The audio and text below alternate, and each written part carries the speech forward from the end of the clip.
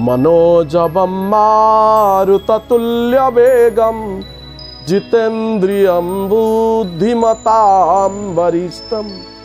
वातात्मजं वानरयूथमुख्यं श्रीरामदूतं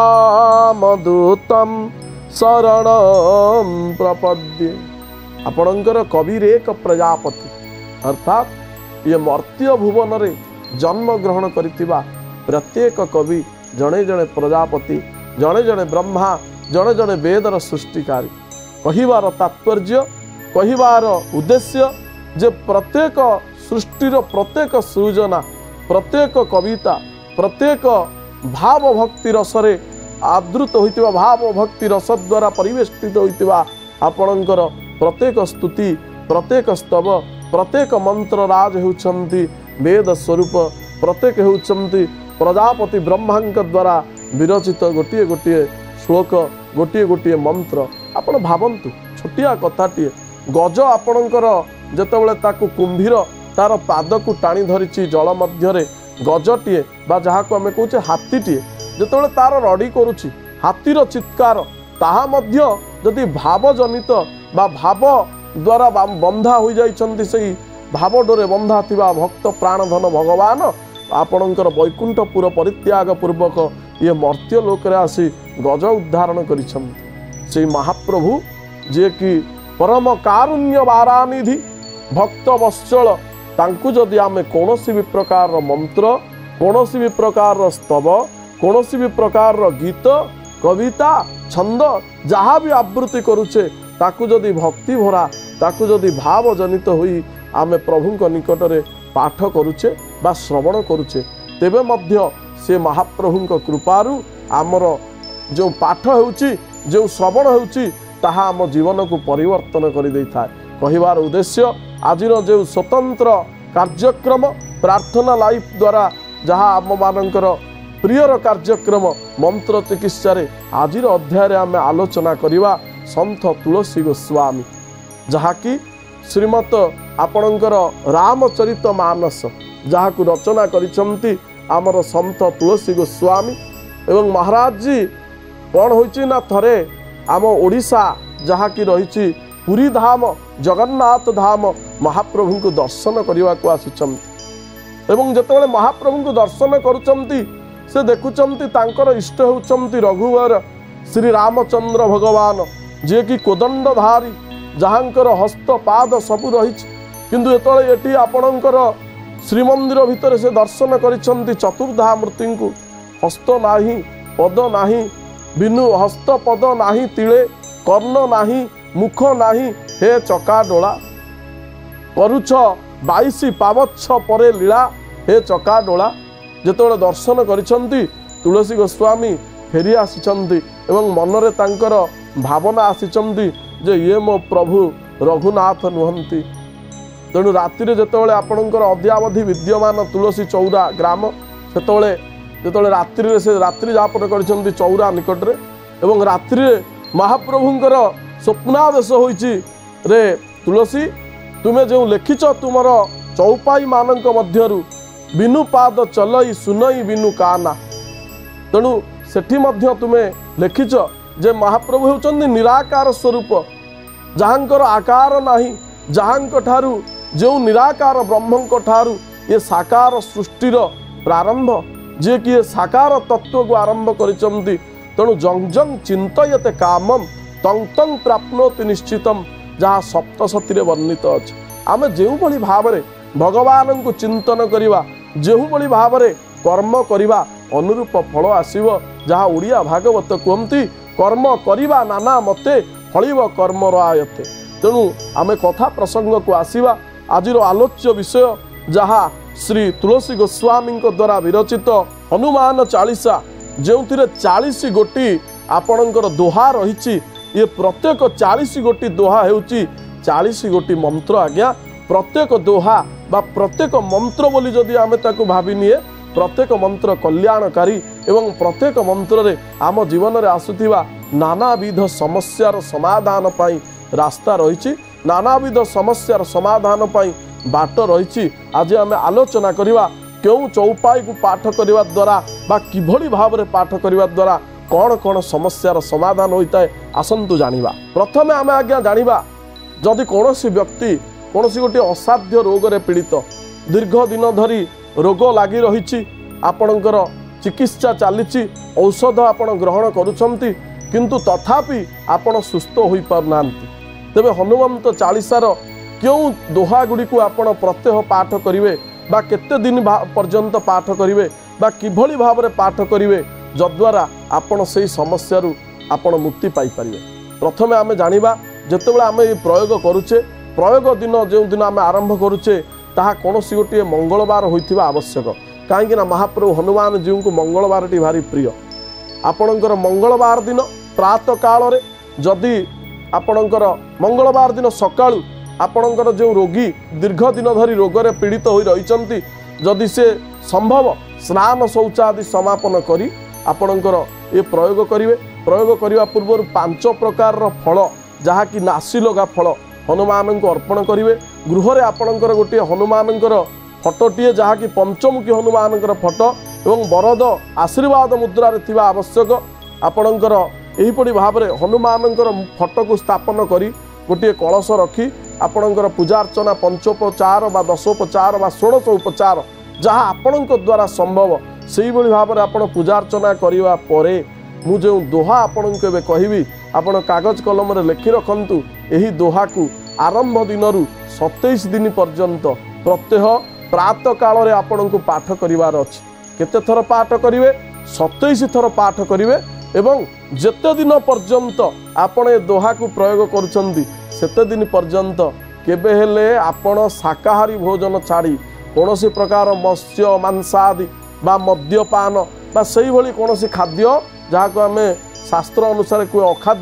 अखाद्य ग्रहण करिवे नाही शुद्ध शाकाहारी भोजन करवा हेबे एवं महाप्रभु निकट रे निजर चित्त लय को निवेश पूर्वक यही मंत्र बा जो दोहा रही ताकू प्रत्यह 27 थर पाठ करिवे। एबे आसंतु जानिबा कौन रही दोहा। राम रसायन तुम्हारे पासा सदा रहो रघुपति के दासा लाय सजीवन लखन जियाए श्री रघुवीर हरसी उरलाए नासई रोग हरई सब पीरा जपत निरंतर हनुमत वीरा। मन रखन तीनोटी दोहा आपण को कहली तन्मध्यरु जो दोहाटी को हेउना कहीं जदि आपण तीनिटा जाक दोहा को पाठ करुचंती तेबे 27 थर पाठ करिवे। किपरि आपण दिन को 4 थर पाठ करिवे। प्रत्येक दोहा को आपण थरे लेखा पाठ करिवे जहाँकि 27 थर। प्रत्येक दोहा को 27 थर पाठ करिवे गोटे थर करी 4 थर जहाँकि सकाळे आपणकर मध्याह्न सांध्य समय एवं रात्रि रे शयन करिवा पूर्व केउ केउ दोहा को किपरि समय पाठ करिवे। प्रथमे आपण जानि रखंतु प्रातः काल रे राम रसायन तुम्हारे पासा सदा रहो रघुपति के दासा। ये जो दोहाटी को प्रातः काल रे बा सकाळू जेतबेले सूर्योदय समय रे 27 थर पाठ करिवे। मध्याह्न समय केउटा पाठ करिवे लेखि रखंतु लाय सजीवन लखन जियाए श्री रघुवीर हरसी उरलाए। ये जो दोहाटी को मध्याह्न समय 27 थर पाठ करिवे। संध्या समय पुनर्बार आपण पाठ करिवे राम रसायन तुम्हारे पासा सदा रहो रघुपति के दासा। ये को सकाळे पाठ करथिले पुणी संध्या बेले पाठ करिवे अर्थात ताकू 27 थर सकाळे 27 थर संध्या बेले 54 थर एवं आपणकर मध्याह्न समय रहिला लाय सजीवन लखन जियाए श्री रघुवीर हरसी उरलाए। एवं रात्रि रे जेतेबेले आपण रात्र जेतेबेले आपण शयन करबा को जाउचंदी बा सोइबा पूर्वरु हस्तपाद धौत पूर्वक यही जो दोहाटी को 27 थर पाठ करी आपण शयन करिवे। लेखि रखंतु नासई रोग हरई सब पीरा जपत निरंतर हनुमत वीरा। अति सुंदर भाव रे आपणकर संत तुलसी गोस्वामी ये जो कल्याणकारी मंत्र बा कल्याणकारी दोहा गुड़िक ये जनमानस पाई ये जन चेतन पाई बा ये समस्त विश्ववासी कल्याण कामना पूर्वक महाप्रभु हनुमंत जीव कृपारु श्री राम ठाकुर कृपारु आम मानक पाई लेखि जाइछंती। केवल मात्र यहाकू आमे प्रयोग करवा आवश्यक। यहाकू आमे प्रयोग करी यार जो प्रभाव रही आर जो सत् प्रभाव रही ताकू उपलब्धि करवा आवश्यक। हनुमान चालीसा पाठ द्वारा जे आम अनेक समय एमती होता है आम अनेक कर्म करुथाए प्रचेष्टा करुथाए किंतु जेतबेले आमर फल आसीबा कथा सेटा सुफल न होई आमको विफल कर दे थाए। जदि आम जीवन में यही समस्या आसुची जदि आम जीवन में अनेक कष्ट अनेक बाधा अनेक संघर्ष सत्वे जदि आम सफल हो पारुना है तेबे हनुमान चालीसार केउं दोहा को पाठ करने द्वारा बा केउं दोहार प्रयोग करने द्वारा आमको सफलता मिलिबो से विषय में आम आलोचना करवा। किंतु ता पूर्व आम जानिबा जे किपरि प्रयोग करवा। आज्ञा हाँ प्रयोगटी हेबा दरकार। कौनसी गोटे शुक्ल पक्ष शनिवार दिन कौन करवा ना प्रातः काल स्नान शौचादि समापन पूर्वक आम शुद्धपूत भाव में गोटे लाल वस्त्र परिधान करी हनुमान जीवर मंदिर जदि कौन स्थान में पंचमुखी हनुमान मंदिर रही तेबे अति उत्तम। जदि पंचमुखी हनुमान आमको मिलूना मंदिर तेबे एकमुखी हनुमान मंदिर मिलने किसी असुविधा ना। जदि ता न मिलूची राम भगवान जदि मंदिर केउठा रही तन्मध्य बा से स्थान में हनुमान निश्चित विद्यमान था तेणु से स्थान में आम ये प्रयोग करिपारिबा। आमको नेबाक पड़िबो कौन गोटे श्रीफल नेबार अछि एवं तत्सहित 5 प्रकार फल जहाँकि नासी लगा होइतिबा आवश्यक एवं आमको नबाक अछि राशि तेल ता सहित हनुमानंकर सिंदूर एवं लाल मंदार 108टी मंदार गोटे माल ये समस्त द्रव्य सहित आमको सांगरे नबार अछि गोटे रुद्राक्ष माला एवं जो जप मुड़ा रही लाल रंगर हेबा आवश्यक एवं जो आसन उपर आमे बसी ये जप करिबा से आसनटी मध्य लाल रंगर आसन होइतिबा आवश्यक। प्रथमत आपण जेतले मंदिर रे पहुंचुचंती प्रारंभ रे मंदिर जो रही मुख्य द्वार पाखरे आपण कौन करिवे ना जो नारिकलटी सांगरे नैछंती से नारिकल बा नड़ियाटीर चूल थिबा आवश्यक। से चूल थिबा नड़ियाटी को प्रथमे आपण निजर मुख सम्मुखरे सप्तबार आमर जहाँ रही दक्षिण रु वामावर्त भाव बा आंटी क्लॉक वाइज 7 थर आपण भ्रमण करे जहाँ कि सीताराम सीताराम सीताराम यहीपरि भाव उच्चारण पूर्वक 7 थर निजर मुख सम्मुखरे घूर्णायमान करी आंटी क्लॉक वाइज निजर मुंड दे पछपट को नड़ियाटी को आपण फिंगी दियंतु। हाँ फिंगा समय देखिए जो पछपट रही सेठारे कौन व्यक्ति जाउथिबे कि कौन से सब को ध्यान देवा आवश्यक। ध्यान देवा पूर्वक आपण नड़ियाटी को फिंगी देवे तापर मंदिर भीतर को प्रवेश करी पाद धौत पूर्वक पाद प्रक्षालन पूर्वक हाथ पाद धोई आपण मंदिर को प्रवेश करिवे एवं जो 5 प्रकार फल नैछंती ताकू महाप्रभु को अर्पण करने सहित महाप्रभु को तिल तेल बा राशि तेल द्वारा अभिषेक बा तांको देहरे लेपन कराई नेबे एवं सिंदूर अर्पण कराइबे धूप दीप नैवेद्य प्रदान करि सारिबा परे महाप्रभु सम्मुखरे हनुमंत जीव सम्मुखरे ये जो लाल रंगर आसन को आपण बिछे दे ता उपरे बसी आपण जो मालाटी आमे कहिथिले आपणकर रुद्राक्षर माला ताकू महाप्रभु को स्पर्श कराई शोधन पूर्वक पंचामृत बा गंगा जल रे मालाटी को शोधन करी आमको जपटी आरंभ करिवार अछि। एबे आसंतु जानिबा जे केउ दोहाटी को आमे एही समय जप करिबा। लेखि रखंतु दोहाटी सब पर राम तपस्वी राजा तीन के काज सकल तुम साजा और मनोरथ जो कोई लावे सोई अमित जीवन फल पावे। ये जो 4टी पद ये जो 2 गोटी दोहा आउ थरे मध्य कही रखुची सब पर राम तपस्वी राजा तीन के काज सकल तुम साजा और मनोरथ जो कोई लावे सोई अमित जीवन फल पावे। ये 4 गोटी पद को 108 थर भाव भक्तिर सहित कहीं हनुमंत महाराज होउचंती जहाँ कहवा भगवान श्रेष्ठतम भक्त कहीं समर्पण भाव भक्तिर भाव एवं जहाँ को कहवा भक्त श्रेष्ठ हनुमंत महाराज। तेणु से भक्त श्रेष्ठ निकटरे आमको सर्वोत्तम भक्ति प्रदान करिवार अछि एवं आमको गोटे पूर्ण विश्वासर सहित ये प्रयोगटी को करिवार अछि। परीक्षा करी देखिए 7 गोटी शनिवार मध्य प्रत्येक शनिवार आपण जहाँ आरंभ करिसंती शुक्ल पक्षर शनिवार रे सेई ठारू 7टी शनिवार पर्यंत ये प्रयोगटी को विश्वासर सहित करिवे। एवं मोर प्रिय दर्शक बंधु आपण परिलक्षित करिवे, आपण अनुभव करिवे 7 गोटी शनिवार समाप्त हेबा पूर्वरु अटकी थिबा कार्य बा बारंबार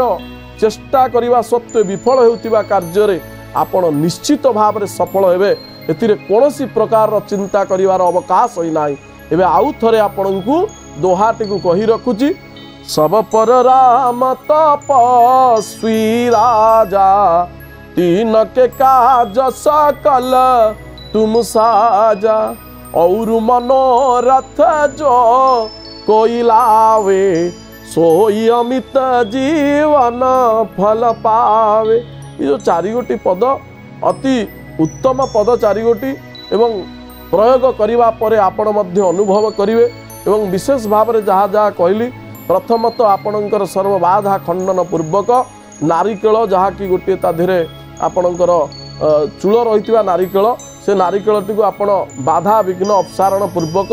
7 थर निजर मुख सम्मुखें सीताराम सीताराम उच्चारण पूर्वक आंटी क्लॉक वाइज दक्षिण बाम भाव में बामावर्त करी 7 थर घुराई नेबा परे निजर मुंड दे पछपट को फिंगी नेबे बा पछपट को आपण जहाँ देखी सुविधा भाव में पकाई नेबे। पकाइबा परे आपण हाथ पाद धोई आपणकर मंदिर रे प्रवेश करिवे एवं से जो रही 5 गोटी पूर्ण फल ताको महाप्रभु को समर्पण करिवे, दक्षिणा प्रदान करिवे महाप्रभु के चरण रे एवं तत्सहित राशि तेल रे महाप्रभु को अभिषेक कराई सिंदूर अर्पण पूर्वक महाप्रभु के निकट रे धूप दीप लाल देही लाल लस्य और धरी लाल लंगूर वज्र देह दान बदलन जय जय जय कपिसूर। महाप्रभु कपिसूर जे कि साक्षात एकादश रुद्र शंकरंकर स्वरूप से हनुमंत चरण रे निजकु समर्पण पूर्वक राम राम जप पूर्वक ये समस्त कार्य समापन करिवा परे लाल आसन रे बसी आपण रुद्राक्षर माला द्वारा ये जो दोहा को जहाँ में कहले सब पर राम तपस्वी राजा से दोहा को आपण प्रयोग करिवे एवं निश्चित भाव में आपण सफल हेबे। वर्तमान समय होइछि गोटे छोट विरति नेबा एवं विरति पर मध्य आपण मानकु मु आज कहिबी जे आपण केमिति संकट रु मुक्ति लाभ करिवे एवं आपणकर जहाँ रही कठिन कार्य जहाँ कि सिद्धि होनाई भूत प्रेत बाधा यहपरि विभिन्न जहाँ रही समस्या से किपरि हनुमान चालीसा प्रयोग में आपण सुफल पाइपर। आम आलोचना करुथिले जे दीर्घ दिन धरी जदि कौनसी कार्य आपण बहुत प्रचेष्टा करने सत्वे असफल होउछंती तार सफल पाइबा पई किपरि प्रयोग करिवे। एबे आम आलोचना करिवा जे जदि आमे विभिन्न प्रकार संकट रे पीड़ित अच्छे बिना कारण रे बा ग्रह प्रभाव हो बा शत्रुवानक जनित कौनसी प्रयोग जोगु हो आम जदि सबुबले संकट रे पड़ी रोचे आमको सबुबले नानाविध समस्या आसुची बिना कारण रे तेबे हनुमान चालीसार क्यों दोहा को से भाव में जहाँ आम पूर्ववत कहले जे आपणकर प्रातः स्नान समापन पूर्वक शुक्ल पक्ष शनिवार आरंभ करी 7टी शनिवार पर्यंत ए प्रयोगटी मध्य अनुरूप से ही आम करिपरिबा। किंतु कौन रही दोहाटा एवं आम जानिबा दरकार एवं आपण ताकू लेखि रखन। संकट ते हनुमान छुड़ावे मन क्रम वचन ध्यान जो लावे, संकट कटे मिटई सब पीरा जो सुमिरई हनुमत बलवीरा। अति सुंदर चौपाई अति सुंदर दोहा जहाँ को आपण जदि भक्तिर सहित जप करिवे देखिए मोर प्रिय दर्शक बंधु निश्चित भाव में जहाँ आम आलोचना करुथिले पूर्व अध्याय मानकरे पंगु लंघयते गिरी जदि महाप्रभुंकर कृपा हो जाउछि तेबे पंगुटीए मध्य गिरी लंघन करि पारे अर्थात गोटे पाद चलवा को सक्षम नथिबा व्यक्ति मध्य गोटे विशाल पर्वत को आरोहण करि पारे केवल मात्र महाप्रभुंक कृपारु जहाँ आमे श्रीरामचरित मानसर प्रत्येक अध्याय मानक श्रवण करिछे बा त्रेतया जुगरे आमे मध्य श्रवण करिछे रामायणर कथा वस्तुरु जे राम नाम अंकित प्रस्तर गोटे साधारण भाव आम चिंता करंतु गोटे छोट इटाटी आम जदि पकई दौचे पानी रे ता पानी रे बुड़ी जाउछि आपण चिंता करंतु विराट विराट प्रस्तर खंड जो रामांकित राम नाम अंकन हेबा द्वारा आपणकर पत्थर भासुची एवं सोल बुड़ी जाउछि विश्वासर कथा आज्ञा तेणु विश्वास रे जदि आम कार्य गुड़िक करवा तेबे निश्चित भाव में आमको सुफल प्राप्ति हेबो एवं संकट मुक्ति होई आमे आनंद भाव में महाप्रभु कृपारु जीवन को अतिवाहित करवा दोहाटी आउ थे आपण मानक निमित्त कही रखुची ताकू लेखि रखंतु संकट ते हनुमान छुड़ावे मन क्रम वचन ध्यान जोलावे संकट कटई मिटई सब पीड़ा जो सुमिरई हनुमत बलभीरा। आउ गोटे दोहा जहाँ आपण मानक पाई जथा जदि गृह रे प्रेत बाधा होउछि जदि नानाविध प्रेत भूत मानकर कष्ट विपत्ति आपणक उपरे पड़ुछि बा आपणक गृह उपरे पड़ुछि तेबे सेतिरु रक्षा पाइबा पाई ये प्रयोगटी आपण करि रखंतु प्रयोगटी एही भली भाव रे आपण करिवे कोनोसी गोटे मंगलवार जहाँ कि शुक्ल पक्ष होइतिले अति उत्तम मंगलवार दिन प्रातः काल रे हनुमंत जीव मंदिर को आपण जिवे एवं हनुमान को तैलाभिषेक करी हनुमान को सिंदूर अर्पण करी एवं हनुमान मंदिर रे गोटे नूतन पताकाटी आपण अर्पण करिवे एवं जतबेले सेठू आसुछंती गोटे पुराना पताका जहाँ मंदिर उलागी होइतिबो से पताकाटे को नहीं आसंतु एवं निज गृहर जो रही साउथ वेस्ट कर्नर बा जहाँ को आम ओडिया रे कहूचे नैऋत्य कोण से स्थान में गोटे बाउंश कंचा बाउंश द्वारा पोती आपण से पताकाटी को सेठी उड़ाई नियंतु एवं गृह रे 27 दिन पर्यंत यही मंत्रटी को पाठ करंतु भूत पिशाच निकट नहीं आवे महावीर जब नाम सुनावे। ये थिला आपण मानक निमित्त अनेक गुड़िए स्तोत्र बा जहाँ को आमे कहूचे मंत्र राज कहले अत्युक्ति हेब नाही बा जहाँ को आमे कहूचे दोहा हनुमंत चालीसार ये प्रत्येक दोहा आपणक पाई कल्याणकारी। आज आमर समय हो जाए कार्यक्रम को ये विराम देवाकू तेबे प्रतिश्रुतिबद्ध जे आगामी अध्याय रे आउ किछि नूतन कथावस्तु नहीं आपण मानक निकट रे आमे उपस्थापन करिवु प्रार्थना लाइफ रो स्वतंत्र कार्यक्रम मंत्र चिकित्सा माध्यम रे। नमस्कार, जय श्री जगन्नाथ।